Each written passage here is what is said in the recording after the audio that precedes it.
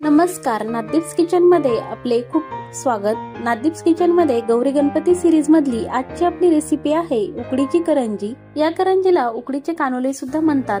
गौरी गणपती प्रसादासाठी हा उत्तम पर्याय आहे। विशेष करून गणेश चतुर्थीला ह्या उकडीच्या करंज्या बनवल्या जातात। ह्या चवीला अप्रतिम लागतात। उकडीची करंजी, त्यामध्ये भरलेलं सारण आणि त्यावर टाकलेली साजूक तुपाची धार यामुळे अप्रतिम लागते। चला तर अधिक वेळ न घेता ह्या स्पेशल रेसिपीला सुरुवात करूया। अशाच नवनवीन रेसिपी पाहण्यासाठी नादीप्स किचनला सबस्क्राइब करा। उकडीची करंजी बनवण्यासाठी सर्वप्रथम आपण सारण बनवून घेऊया। त्यासाठी गॅसवर मी एक कढई तापायला मांडली आहे आणि त्यामध्ये 1 चमचा मी साजूक तूप टाकलं आहे। त्यामध्ये अर्धी वाटी मी किसलेलं खोबरं घालत आहे।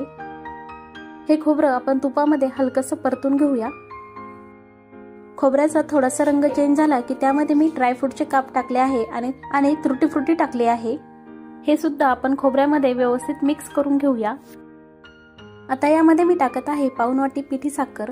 तुम्ही ही करंजी ओलं खोबरं आणि गुळापासून सुद्धा अगदी पारंपरिक पद्धतीने पण बनवू शकता, पण हे सारण मी थोडं वेगळ्या पद्धतीने बनवलेलं आहे।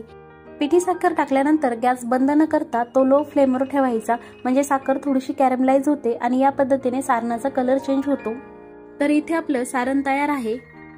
सारण थंड करायला ठेवलं आहे आणि इकडे मी तांदळाच्या पिठीची उकड काढून घेत आहे। त्यासाठी कढईमध्ये 1 वाटी मी पाणी टाकलं आहे आणि त्यामध्ये पाऊण चमचा साजूक तूप टाकत आहे। आता यामध्ये टाकत आहे पाव चमचा मीठ। पाण्याला खळखळून उकळी आली की त्यामध्ये आपल्याला तांदळाची पिठी टाकायची आहे। ही पिठी मी आंबेमोहर तांदळाची घेतली आहे। जी पिठी आपण मोदकासाठी बनवतो तीच पिठी इथे वापरायची आहे। तुम्ही बासमती, तुकडा बासमती, आंबेमोहर या तांदळाची पिठी वापरू शकता किंवा मार्केटमध्ये मिळणारी रेडीमेड पिठी घेतली तरी चालेल। पाण्यामध्ये पिठी टाकल्यानंतर हे फास्ट मध्ये तुम्हाला एकसारखं मिक्स करत जायचं आहे, म्हणजे पिठीमध्ये गाठी तयार होणार नाही आणि ते एकसारखं मिक्स होईल। उकड बनवण्यासाठी तुम्हाला जास्तीत जास्त 2 ते 3 मिनिटे लागतील। इथे आपली तांदळाची उकड तयार आहे। या तांदळाच्या पिठीची उकड या प्रकारच्या ताटामध्ये किंवा पसरट भांड्यामध्ये काढून घ्या। तुमच्या हाताला सहन होईल इतपत गरम असतानाच आपल्याला ही उकड मळून घ्यायची आहे।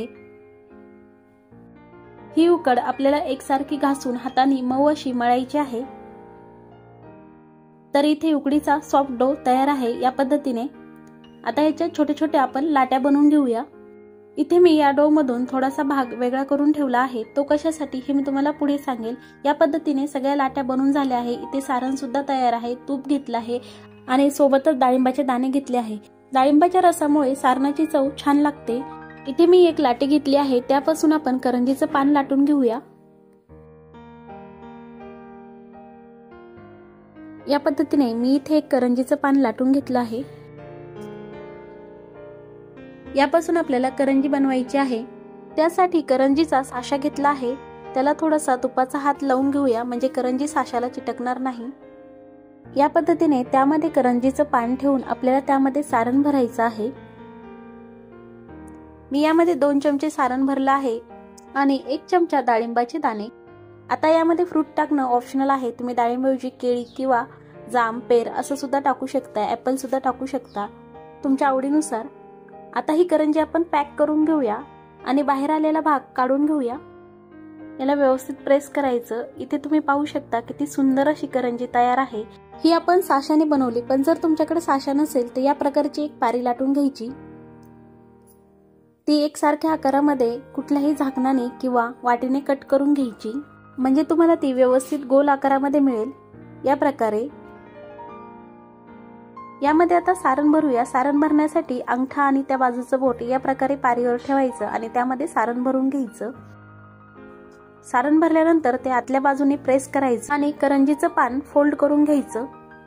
व्यवस्थित सारण आतमध्ये प्रेस करत हे फोल्ड करायचं आणि या पद्धतीने मी तुम्हाला इथे दाखवते, या पद्धतीने ते चिटकून घ्यायचं। जर चिटकत नसेल तर त्याला पाण्याचं बोट लावायचं आणि प्रेस करायचं। इथे आपली करंजी तयार आहे। आता मी तुम्हाला आधी सांगितल्याप्रमाणे पिठाचा डो मी थोडासा साईडला ठेवला होता, त्यापासून मी 2 रंगाचे वेगवेगळे डो तयार करून घेतले आहे। त्याच्याही आपण छोट्या छोट्या लाट्या करून घेऊया।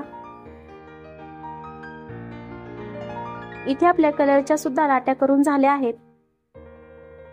या प्रकारे हातामध्ये 3 लाट्या घ्यायच्या आणि त्या हातावर या पद्धतीने प्रेस करायच्या आणि करंजीचं पान लाटून घ्यायचं आहे। इथे आपण गौरी गणपतीसाठी करंजी बनवत आहोत, त्यामुळे आपण ही रंगीत बनवत आहोत।